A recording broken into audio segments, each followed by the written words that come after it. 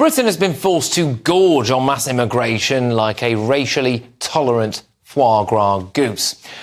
We were told that we would be richer economically and more enriched culturally. Well, we're now poorer per capita, and I don't think that many people feel particularly enriched anymore. Former Home Secretary Suella Braverman thinks assimilation has failed.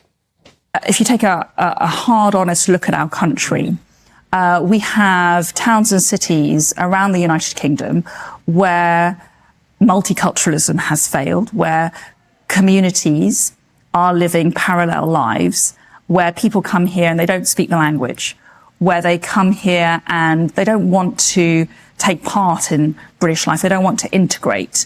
And in fact, they actively loathe what Britain stands for. And they are in Britain, but not of Britain. Why did that happen, though? We dumped a load of other cultures into Britain and didn't bother to protect our own, and then we were too afraid of being called racist to push back? I think many politicians don't like talking about cultural challenges. They don't like saying that certain communities are not signing up to the British way of life out of fear of being called racist. And it's that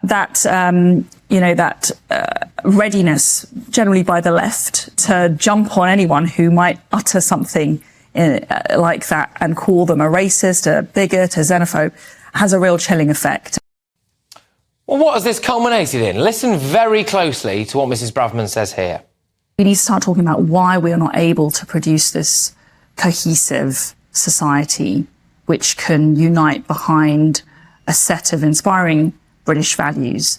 Why are we living in a country where there are ghettos, there are people who are not living and subscribing to British values? Why do we have many people here who loathe our country and want to see the destruction of Western civilization?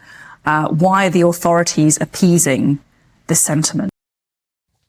Why do we have so many people who loathe our country and want to see the destruction of Western civilization? Well, it's a good question.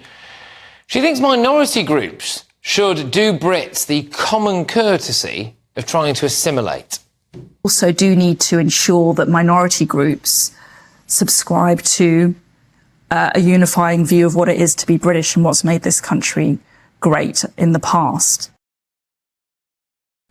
How do we make people assimilate, though? I mean, that is the question, isn't it?